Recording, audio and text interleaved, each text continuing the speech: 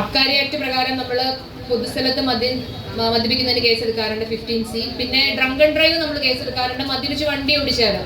ഇപ്പം ഞാനിപ്പോൾ ഫേസ് ചെയ്യുന്നൊരു ഇഷ്യൂ എന്ന് പറഞ്ഞാൽ എല്ലാ ദിവസവും വൈകുന്നേരം ആയിക്കഴിഞ്ഞാൽ സകല നാനാഭാഗത്തുമുള്ള വീടുകളിൽ നിന്ന് വിളിയാണ്, ഭർത്താവ് മദ്യപിച്ചിട്ട് ശല്യം ഉണ്ടാക്കുന്നു. ഒരു കൊച്ചു ബാത്റൂമിൽ കയറി നിന്നിട്ട് വിളിച്ചു, എങ്ങനെയും ഒന്ന് രക്ഷിക്കണം, അച്ഛൻ മദ്യപിച്ചിട്ട് തല്ലിയാണെന്ന്.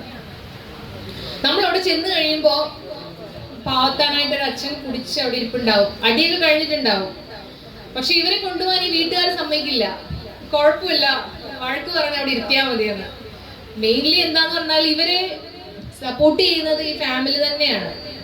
ഇവർക്ക് എന്തെങ്കിലും ലീഗൽ ആക്ഷൻ ഇവർക്കെതിരെ എടുക്കാനായിട്ട് ഈ ഫാമിലി തന്നെ സംഭവിക്കില്ല. കൊണ്ടുപോകാനായിട്ട് എടുക്കുമ്പോഴത്തേക്കും അമ്മയും മക്കളും ഒക്കെ വന്നൊക്കെ നിൽക്കുക, കൊണ്ടുപോകാൻ പറ്റില്ല.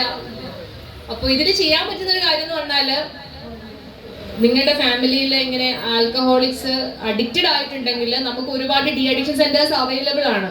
അപ്പൊ ഏതെങ്കിലും ഡി അഡിക്ഷൻ സെന്ററിൽ കൊണ്ടുപോയിട്ട് ഇവരെ നിങ്ങളുടെ ഹെൽപ്പോട് കൂടി ഡി അഡിക്റ്റ് ചെയ്യുക. മെയിനായിട്ടും കണ്ടുവരുന്നത് ആരും സപ്പോർട്ട് ചെയ്യില്ല. ചിലപ്പം ഈ പറയുന്ന ആൽക്കഹോളിക്സിനെ റിക്കവർ ചെയ്യണമെന്ന് ആഗ്രഹം ഉണ്ടാവും, പക്ഷെ സപ്പോർട്ട് ചെയ്യാൻ. ആ വെള്ളം ഫിലിം കണ്ടിട്ടില്ലേ നിങ്ങൾ? വെള്ളം കണ്ടിട്ടോ ബോയ്സ്?